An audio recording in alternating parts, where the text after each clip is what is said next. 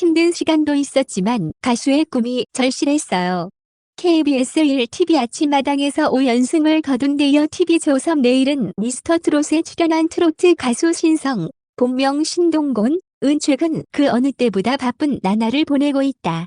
본선 1대1 데스매치에서 고배를 마셨지만 남진의 빈지기를 시작으로 박현빈의 댄싱 퀸, 나훈아의 녹슬은 기찻길까지 신성이 미스터트롯 경연에서 선보인 무대 영상은 방송 이후에도 유튜브 등 온라인상에서 인기를 모으고 있다.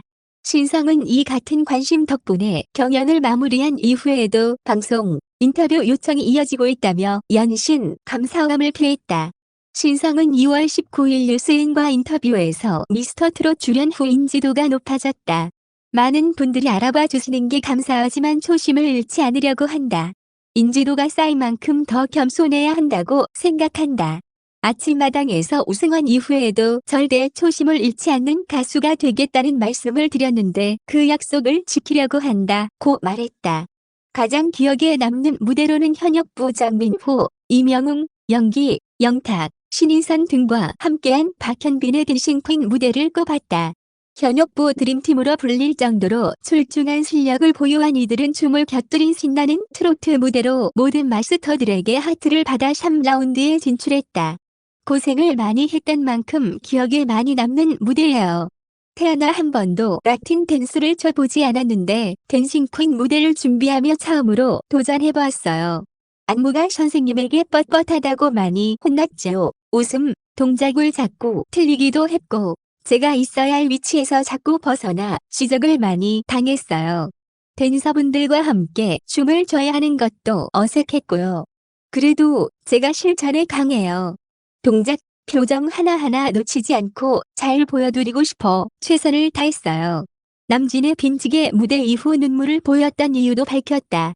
그는 방송에서는 조금 편집됐지만 당시 아버지에 대한 이야기를 했다.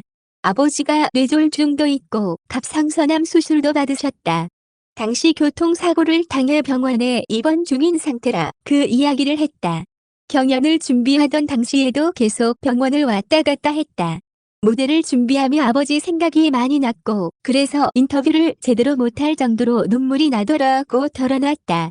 사남 일녀의 막내로 태어난 신성은 고등학생 시절 밴드 활동을 하며 가수에 대한 꿈을 피웠다. 트로트를 좋아하는 아버지의 영향도 받아 트로트 가수 데뷔를 위한 준비를 본격적으로 시작했다. 자신의 이름을 알리기 위해 2012년부터 세계의 디지털 싱글 원을 발매했고 2014년 첫 번째 앨범 사랑의 금메달을 발표했다. 미스터트롯 출연을 앞두었던 지난해 초에는 활동명을 신성으로 정했다. 새로운 별, 떠오르는 별이라는 뜻처럼 트로트계에서 반짝이는 별이 되고 싶다는 바람을 담은 이름이다. 신동은 많은 분들이 관심을 갖고 켜주시는 것 같아 감사한 마음뿐이지만 이제 시작이라고 생각한다고 말했다. 신성이라는 예명으로 활동하니까 더 많은 분들이 관심을 가져주시고 좋은 일도 많이 생겼던 것 같아요. 본명의 곤 발음이 좀 어렵다 보니까 행사 먹을 보시는 분들, 주변 분들에게 이름을 바꾸라는 제안을 많이 받았어요. 신성이라는 이름이 부르기도 편하고 귀에도 잘 들어오는 것 같아요. 부르기도, 듣기도 좋은 이름이어야 많은 분들의 기억에 더 잘 남지 않을까요? 아침마당, 미스터트롯을 거쳐 매력적인 처음, 마음을 울리는 감정 표현력 등 진가를 인정받는 데 성공했지만 그에게도 녹록지 않은 무명 시절이 있었다. 신성은 스스로를 데뷔 9년 차 무명 가수라고 소개했다. 기다림이 정말 많았어요. 신인이다 보니 행사에 초대받아도 무보수로 노래를 부르라고 하는 경우가 있었죠. 이름을 알릴 수 있는 무대에 설 수 있는 기회 자체는 정말 소중하지만 저희도 다른 부업이 있는 게 아니라 전업이 가수이기 때문에 생활고에 많이 시달렸어요. 보수를 받게 되더라도 직접 무대 의상을 구입하며 꾸미고 해야 하니까 남는 게 없었죠. 그런 부분이 좀 힘들었어요.